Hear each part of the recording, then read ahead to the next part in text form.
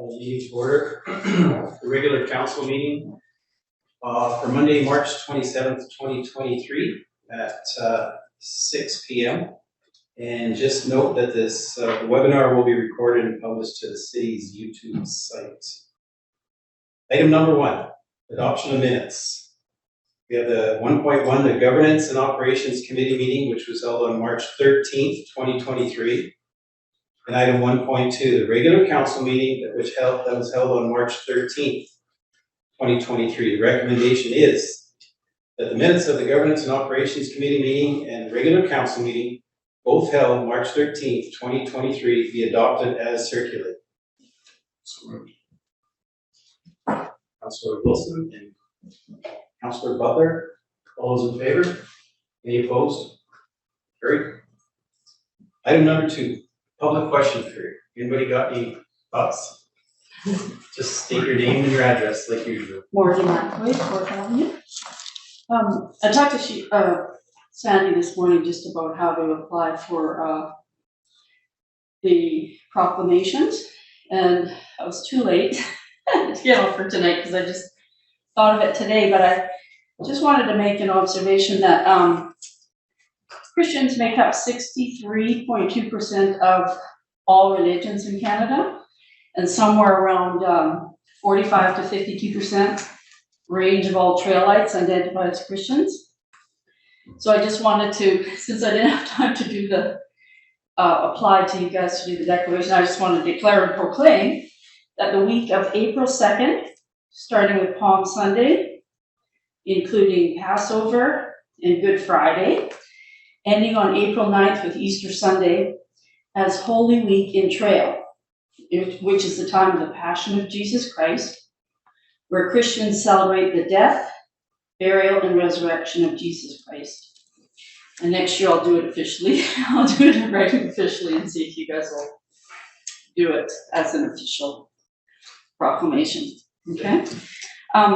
Just one other thing. I just wondered if council has decided specifically how they will involve the community regarding the TUP, the temporary use permit, because you talked about striking your committee. So I just wondered if there's anything that's happened on that yet or not? Nothing has happened. Okay, that's it. Okay, thanks. Thank you. Anybody else?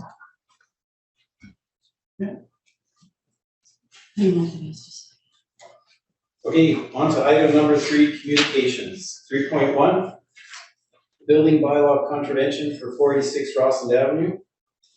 There's a recommendation that staff be directed to file a notice in the land title office on the title of the property legally described as Parcel A, Lot 90, DL 1073, Plan 748, KD, and Lot 115, DL 1073, Plan 748, KD, pertaining to the contravention of the City of Trail Building Bylaw number 2548 and 2003.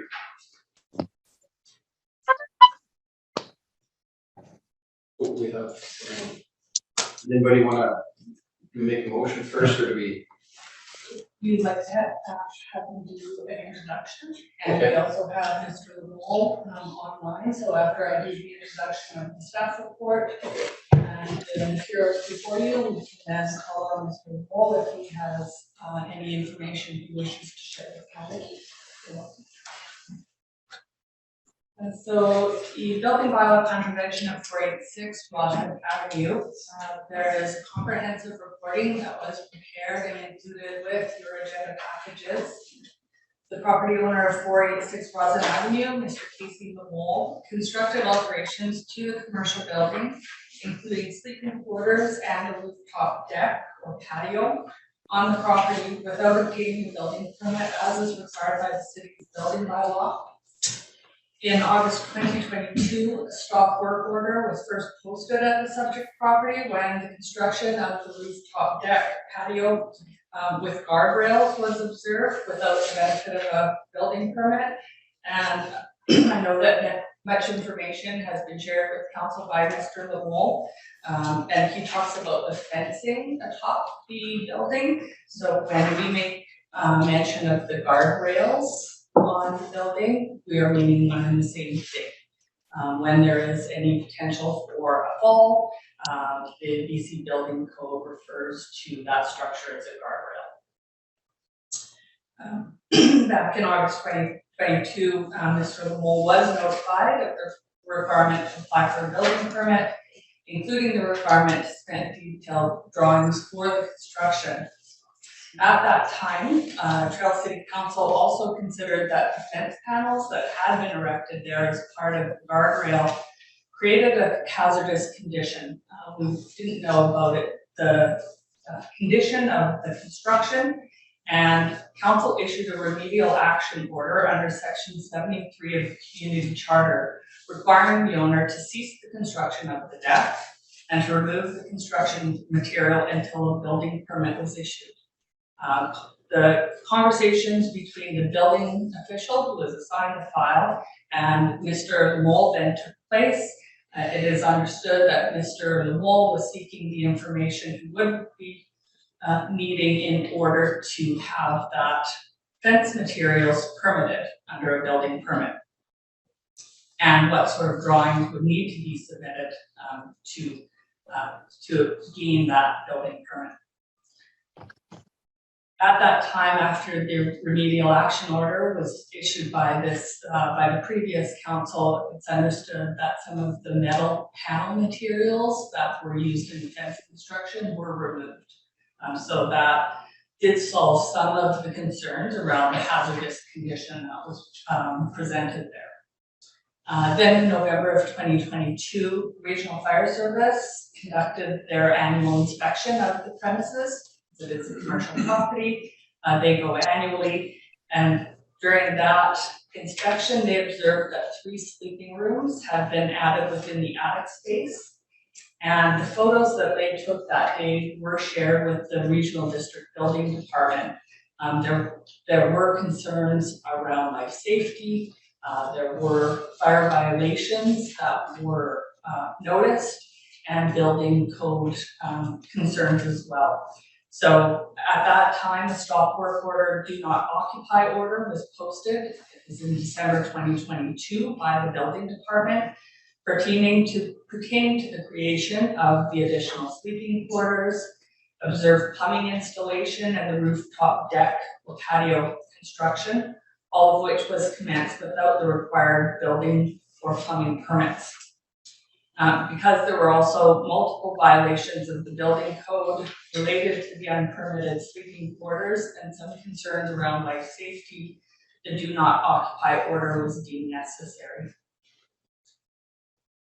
There are various sections in our building bylaw. They're highlighted in the reporting from the Regional District Kootenay boundary around the areas of concern where Mr. Lamole hasn't been compliant with the requirements to obtain building permitting. Primarily, land construction on a commercial building such as this is taking place. A higher level of construction plan is required. So having a hand-drawn sketch as to the construction isn't going to be satisfactory to meet the requirements of the building department. They will need engineered plans prepared, so either by a professional engineer or perhaps an architect, depending on the number of sleeping rooms, I understand. When a council has dealt with construction without a permit in prior, and so when we are aware of that concern, we do bring reporting to council, and we do recommend that with respect to the contravention, we make a notice on the title. So we will register title on the title with BC Land Title so that any prospective purchasers of the property are aware that there's non-compliance there. And so that's part of our usual process when we're dealing with matters such as this. Alternatively, with filing a notice on title, you could also issue a remedial action order. Back in the summer, I spoke to the remedial action order that was issued at the time because there was a hazardous condition to be addressed, and it was felt important to do that in a timely manner. Right now, because the concerns around the fire code violations, I would say, are taking precedence over any of the building code concerns, and a provincial fire order has been issued with respect to the building. It wouldn't be recommended at this time that council go any further than the notice on title. That will then allow Mr. Lemole to focus on rectifying fire code violations and also satisfying the requirements of the city's building bylaw and the BC building code, if in fact he wants the rooftop patio and those sleeping quarters to remain as constructed. It is important, though, for council also to hear from the property owner, and so he has chosen to attend virtually tonight, and so he should be afforded opportunity to speak to council if he has any information to add about council's deliberations tonight. But again, it is being recommended that a notice in the title office be filed, and then we will hold the file and rely on the fire code orders for resolution of those life safety concerns, and look to the building permitting process to rectify building concerns through time. And Deputy Mayor Martin, if you'd like to call on Mr. Lemole, if he wishes. Mr. Lemole, you're online. Thank you.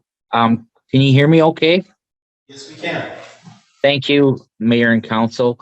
I'm just here today to explain my side of the story here.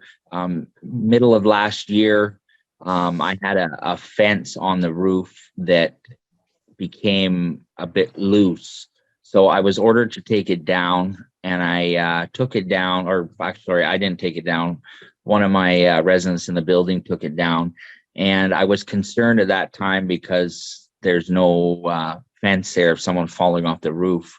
So we put another one up, and then of course I've got a call from the building department, and after that I took it down as per the city's request, as well as the regional district's request. At that time, I started working with Daniel Semenoff, and we had 2 or 3 on-site meetings, and he gave me the specifics of how everything was supposed to go, how high I can put the fence, and how it was going to be made. I wrote it all down and I recorded it. So I followed his guidance through the whole thing. I told him, he gave me 6 months to do it, and I told him that I will have the final plans to you before spring so that I can go ahead and get approval and do it within the time limit that he gave me. And at that time, I had also told Daniel that I will be taking down the deck part that was put up by a tenant at the same time. I didn't want to proceed with that, so I'm going to be taking that down. So after that, December 17th, I submitted plans, the final plans, to Daniel to see if I needed to make any changes as per his requests. And I never got no response, and I sent it in by email since then 2 or 3 times, and registered mail, and I never got no answers. And then I found out about 3 weeks ago that Daniel no longer works for the regional district, and he's moved to Nelson, and that the new guy that took over isn't up on it, that Mr. Brian Chapman would be contacting me. So in the last week here, Mr. Chapman has called me, emailed me, and I've been going back and forth with him on all the issues. He has just this afternoon sent me an email when I've asked further about the final plans for the fence, wanting different plans or an engineered plan. I've just got the email a little while ago, so I'm in the process of clarifying that. I was told before that I do all these things and then I would be approved for a building permit. So I'm just asking him everything that we went over with Daniel, and I went according to his thing that now doesn't matter. So I'm just trying to get clarification on that. As far as the sleeping area, I've also applied for a building permit in January 6th of 2023, and I sent it by registered mail a few times as well as email, and I didn't get any responses until last week. So I'm going back and forth with Mr. Chapman about what he requires about getting an architect or an engineer to do up some plans for it. So I'm just starting to work on that. And I just wanted to clarify that, what happened, during that time, I was deathly sick with an infection that came on from a bacteria. And at the time we had the building next door, 496 Roslyn Avenue, the owner had put drug dealers in there. And during the month that I was unable to work or come out, they took over the roof area and trespassed on my property and left in a disaster. And it also caused a flood. So I had issues in the building that I had to take down ceiling tiles and put new ones up. So that is a lot of the reason that the mess was there and the violations happened. So I am currently working on all the fire commissioner orders as well as the other violations. And I've submitted some already, but I have the whole package here I'm working on. I have a 180-day deadline from January 4th. So I will have all that into all parties and everything will be complied on. And as well as, sorry, just one sec here.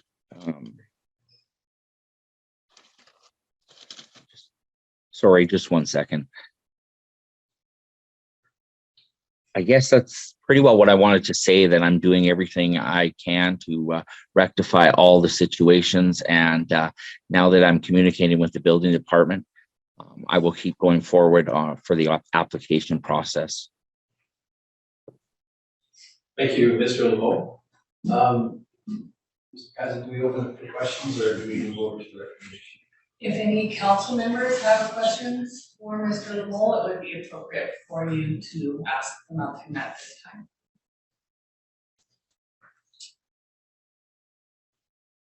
Seeing none. I do have a question for you, Mr. LeMole. With respect to the new do not occupy order, can you confirm if these sleeping quarters are presently occupied? Yes, I can confirm that everyone the two tenants that were up there has been evicted, and I had to go by the process of that, but one is gone and the other one is moving out shortly. And the timeline associated with that? The timeline for the last tenant should be in the next couple of weeks or less. It's just we're having trouble finding him a place to go. He got hit off his bike at the mall and had to get a hip operation. So I'm just trying to accommodate and get him another location. Thank you. So with that, council doesn't have any other questions for Mr. LeMole. If you have any questions for me, I would be happy to take them as best as I can. You were included on some of the email exchanges with Mr. Chaplin, who is the building department manager. So he has made it very clear, I believe, to the property owner around the requirements for the submission of engineered plans, and that the onus is not on the regional district building department to provide the various code concerns and provide a listing of those.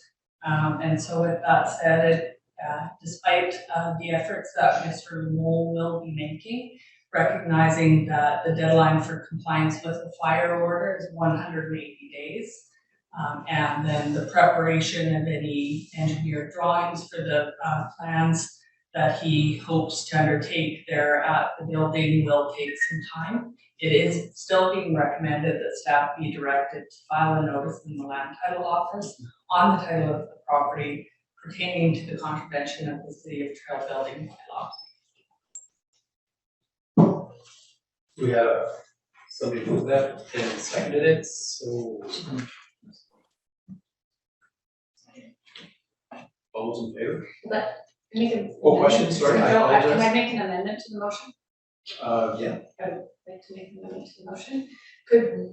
I would suggest that as Mr. Lamole is working towards getting, going through the fire parts, or getting the fire code up to snuff, could we, say that he would have a 3-month time frame to have submitted engineer drawings to apply for a proper building permit, and if not at that time, within that 3-month window, then be able to file a notice on title. So I think if I understand your intent, and if the mover and seconder are agreeable, the intention would be that the resolution of council to file the notice be made, yet staff hold the actual filing in abeyance for a 3-month period, and would take action to do that filing in the absence of the required building permitting plans.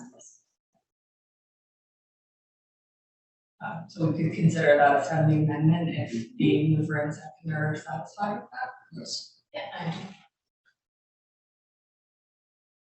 All those in favor? Carried unanimously. Thank you, Mr. Lamole. Thank you, Mayor and Council. Item 3.2, unsightly premises, 2198 Daniel Street. Recommendation is that pursuant to the provisions of the unsightly premise bylaw number 2669-2008, it is hereby resolved that the owner of lot 38, plan NEP 1312, sublot 5, DL 4598 KD, be notified to remove the accumulation of discarded materials and debris within 30 days of receipt of the notice to do so. And be it further resolved that the corporate administrator of the City of Trail be authorized, in default of the action being undertaken by the owner within 30 days of the notice to do so, to carry out and have such work carried out and the expense charged to the owner. And if unpaid on December 31st, 2023, the expense shall be added to and form part of the taxes payable on the real property as taxes in arrears. Can I get somebody to make that motion, get a second, any questions after that? Move Councilor Butler, seconded Councilor Benson, any questions? Do we know, Go ahead. do we know if this is owner occupied or tenanted property? It's tentative. There has been a change in ownership. What we do know is that the current owner is working diligently for the removal of the material. Again, it would be recommended that you issue the order so that we can then commence with the notification process and start through 30-day timeline ticking. But we do understand that the owner is taking action to do the removal. Any more questions? Those in favor? Carried unanimously. Item 3.3, proclamation, International Day Against Homophobia and Transphobia. The recommendation is that Council proclaim March 17th, 2023 as International Day Against Homophobia and Transphobia in the City of Trail. Motion by Councilor Benson and seconded Councilor Butler. Any questions? Those in favor? Excuse me, Deputy Acting Mayor, I think you may have said in your dialogue, March 17th. Just to be clear, it is May 17th. May 17th, my mistake. Thank you for that correction. I appreciate that. Do you want me to read that again? Okay. Those in favor? Carried unanimously. My apologies. Item number 4, council committee reports. Councilor Benson, you're up. Thank you, Deputy Mayor Martin. I just want to give a quick update on Silver Ski Days to everybody. 44 days away, mark your calendars. We have 16 food vendors confirmed for our midway. The fire department is taking applications for the parade, and you can go to silverspeeddays.ca for the application. And we also have a schedule of events up on silverspeeddays.ca, and items are getting added as they're getting confirmed. So keep your eye on the website and keep your eye on the Safe Trails social media accounts as we start ramping things up. That's my report. Any questions for Councilor Benson? Councilor Butler. Thank you, Deputy Mayor Martin. On behalf of council, I attended the following.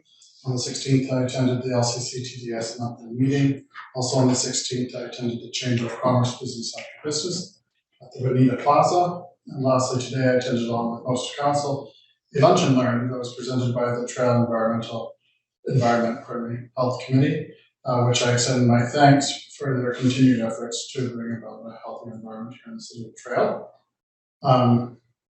Also, I'd like to report out on today's Governance and Operations Committee meeting held here at City Hall. Today, council heard from Delegate James Brotherhood, Executive Director of Pacific Sports Columbia Basin, along with a presentation of their gym work program, in which City Council supported in principle the development of a partnership with the Pacific Sports Columbia Basin and the Trail Aquatic and Leisure Center as a partner in the gym work program, as well as a partnership agreement for the development of elite athletes at the Trail and Aquatic and Leisure Center.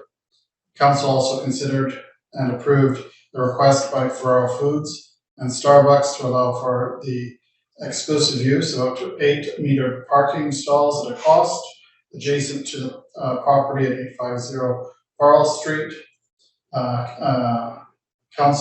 It's also council's understanding, and we'd like to extend our congratulations to Ferrero Foods for being selected to be the first of the independently owned Starbucks in Canada to provide mobile order and pay options. Lastly, council considered and approved the request for granting aid to CDS for the running of the concession at Gyro Park for 2023. After 3 long years of COVID-related restrictions, I feel all of council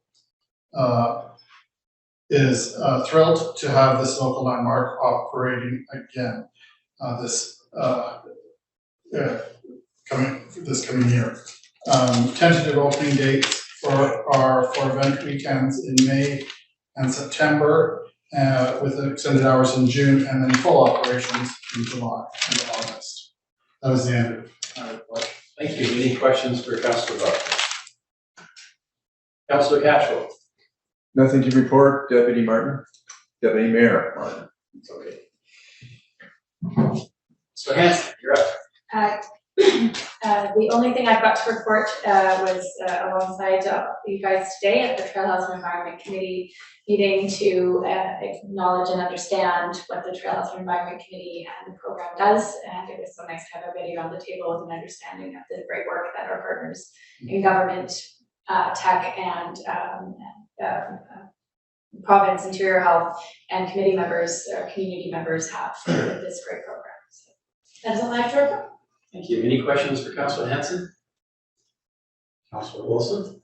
Deputy Mayor Martin. On March 22nd, I attended the board meeting for the Trail and District Chamber of Commerce, in which they had interesting conversations regarding the tourism plan for this area and also relocation of their office. And that's it for my committee reports. Thank you. Any questions for Councilor Wilson? My report's pretty quick. Last Thursday, March 23rd, I attended the Trail Historical Society meeting, and a couple interesting things coming out of that. Mark your calendars, on September 23rd, it's the 70th anniversary of the Trail Historical Society. And members of the Historical Society are also looking into the design and making of a trail smoke heater stamp. So they're looking into that right now. So they understand that there's a lot of different logos that can be used for the smoke heater stamp. So consideration will be given to either one or many of the stamps. That's still in discussion at this point. That's it for my report. Any questions? Thank you. Any new business? Okay, item number 6, department reports. 6.1. the RDKB building report, year-end December 2022, and item 6.2, RDKB building department, February 2023. The recommendation is that the reports be received for information. Move for receipt. Second.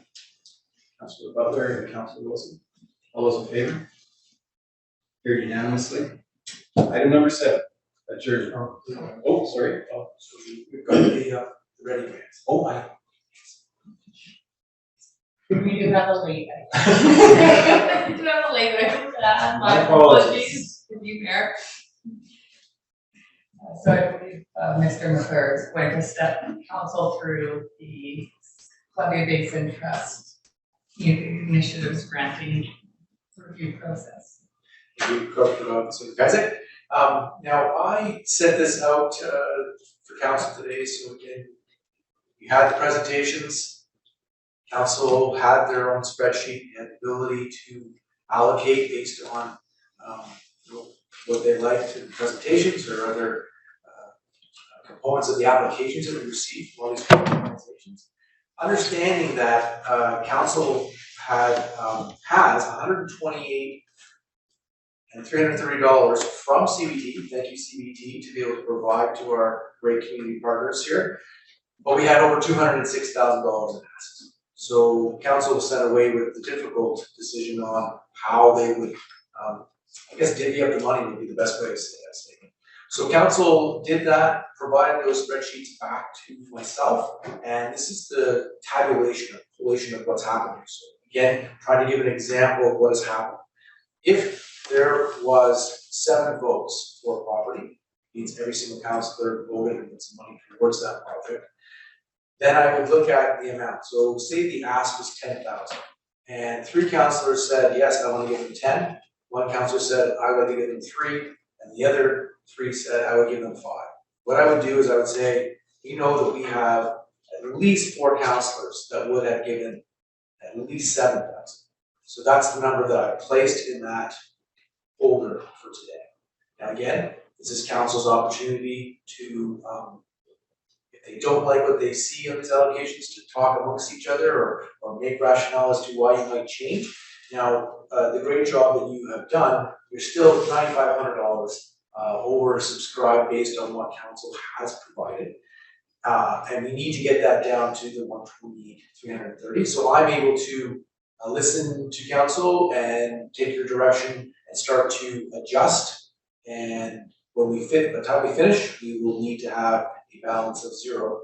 The difference now, you could, if it was under, if you wanted to carry forward something, you could do that. But in most cases, I think that we're looking at trying to allocate all the funds out in the current year.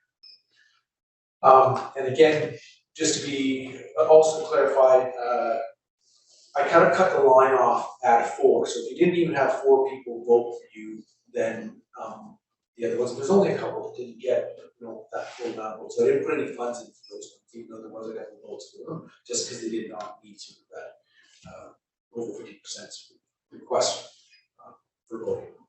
Now I don't know if council has any direction for me on how they want to proceed. There's many different ways, and happy to sort of adjust the screen so you can see what happens in real time if you take this amount off, how much closer you're getting to balancing, or if there's some other direction the council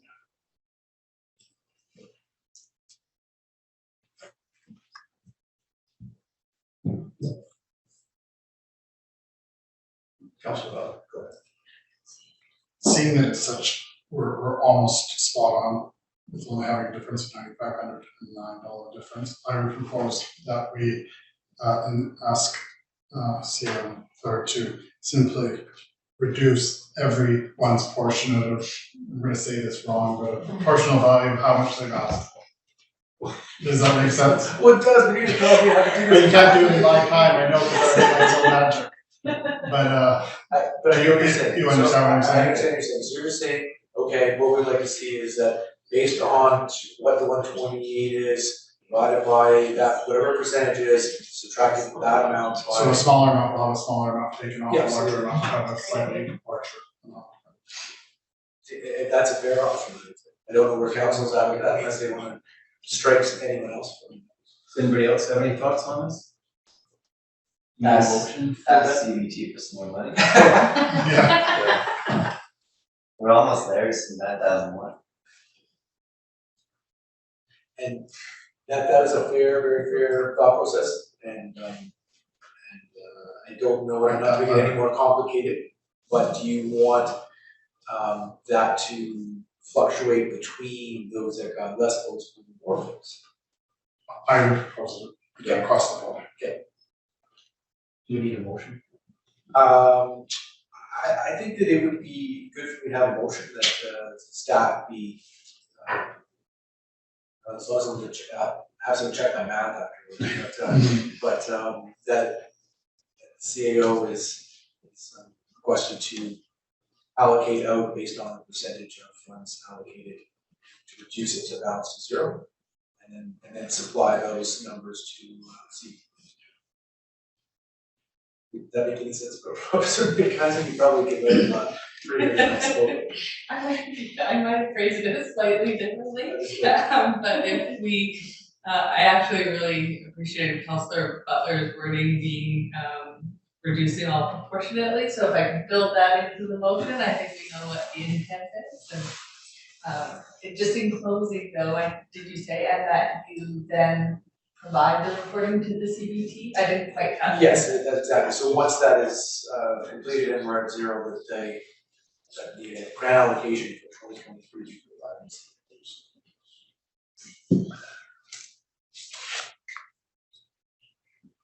We need that read back, or is everybody good? Yeah, somebody make a motion. Councilor Hanson, seconded Councilor Wilson. Any questions? Those in favor? Carried unanimously. Anything else that I missed? That's a very fair way of doing it. Item number 7. Somebody make a motion for adjournment, please. Councilor Benson. Adjourned at 6:37.